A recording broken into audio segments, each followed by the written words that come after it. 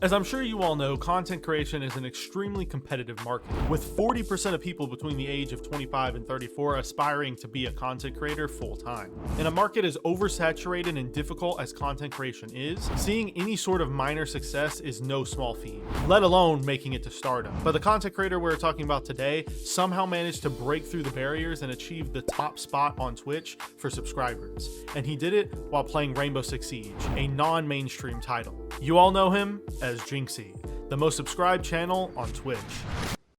Jynxzi has become known in the community for his out there personality and his sheer willingness to take risks. A lot of people are calling him the IShowSpeed of Rainbow Six Siege, and I think nothing could be more fitting.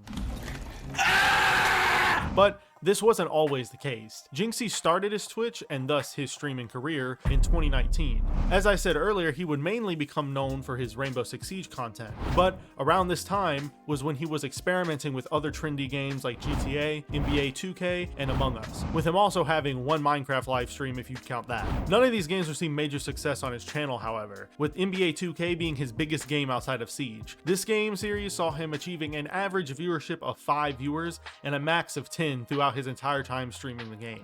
Future iterations of the series like 2K21 and 22 would see a higher viewership on his channel, but this was completely after his success on Siege. This success on Rainbow Six wouldn't fully occur until about 2020, which coincidentally lined up with him first starting his YouTube channel and beginning to upload there. His first video on YouTube being a rage montage. He would become well known in the Siege community for similar clips to what are in this video, and I have no words to describe them, so I'll just show them to you.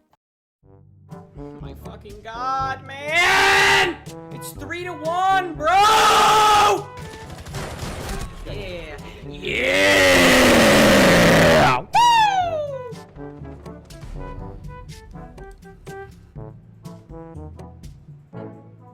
Woo! Yeah, I'm sure you see the resemblance to Speed now. Clips like these would be one of the catalysts for his streams going so viral, and Jynxzi started noticing that by sharing clips of his streams, he could attract more people to his main platform, Twitch. But he knew he could take it further than just a long-form video on YouTube. He decided to make a TikTok account where he began taking funny or popular clips from his streams and uploading them on TikTok as well as YouTube Shorts. His great personality along with the outlandish nature of his reactions resulted in his clips being pushed to millions of people who wouldn't have heard of him otherwise. And these clips weren't an act or an exaggeration. He really was that high octane throughout his streams.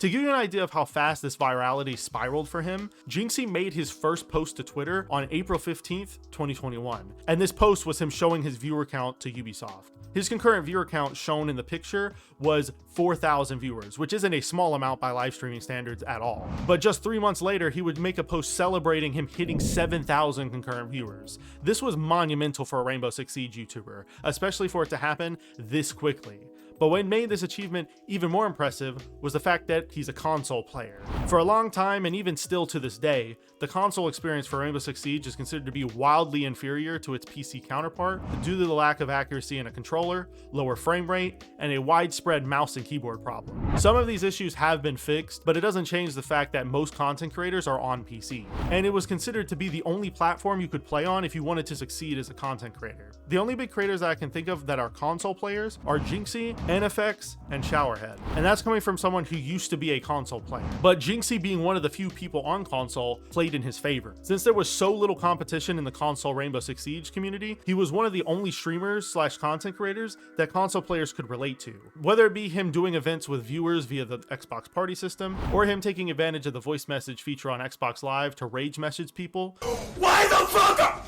Yo, I have said this for an hour! If you're gonna do something, say it! Jynxzi was able to interact with the community and the very people that watched him. Specifically, his viewer 1v1 series would become a notable series across his YouTube and Twitch, with it all being recorded live for everyone to see. You could either make a name for yourself or get embarrassed in front of thousands of viewers. This inherent pressure on his competition and their shit talking throughout the matches makes for an entertaining and fun watch through and through. But little did Jynxzi know that one of these infamous 1v1s would help propel him to the top of Twitch. Twitch, with him having 60,000 concurrent viewers during the peak of the event, making it his highest concurrent viewership in history. These viewership numbers topped even some of Siege's Pro League matches. But the twist here was this 1v1 wasn't with a simple viewer. It was against one of the most mechanically gifted players to ever touch a keyboard and mouse, that being Bolo.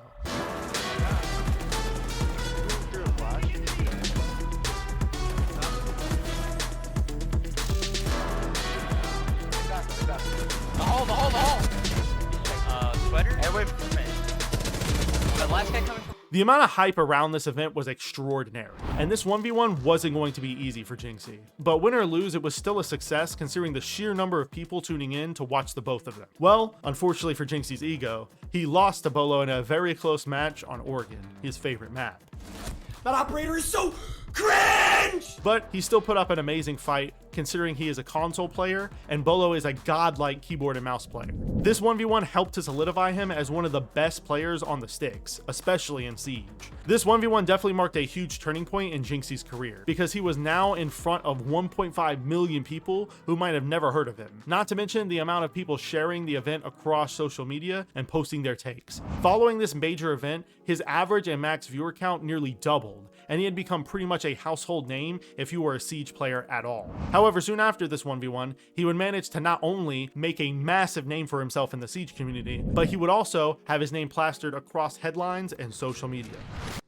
On April 18th, 2023, Jynxzi managed to do the unthinkable. He managed to become the world's #1 most subscribed to streamer on Twitch.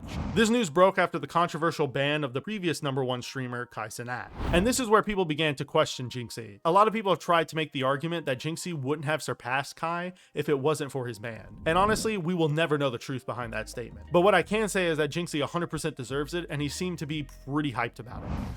Oh shit!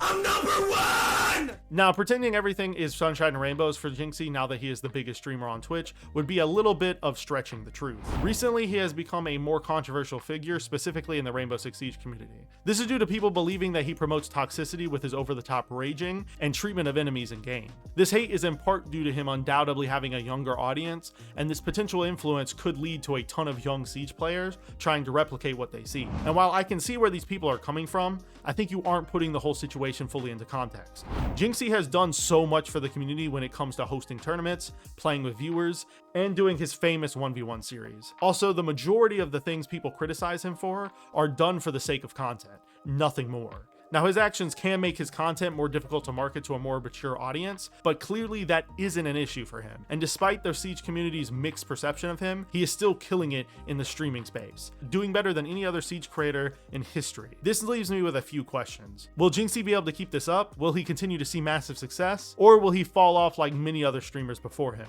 Me personally, I think he'll do just fine. With his amazing personality, he could switch to any genre of content creation, and he would likely succeed. Even though he's a Rainbow Six Siege streamer at heart, he could easily become anything he wanted to be if he just put in the time. But to truly find out what will happen to Jynxzi, we'll just have to wait and see.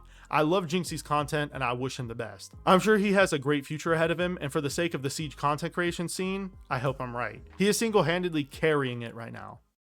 Hopefully you guys enjoyed today's video. If you did, I make Siege content just like this twice a week, so go subscribe to the channel and follow me on Twitter if you don't want to miss the next upload. If you want to watch another video just like this one, a video will be popping up on your screen right now where I discuss the story of Canadian, one of the best leaders in R6 esports history. I'll see you next time, friends, and peace.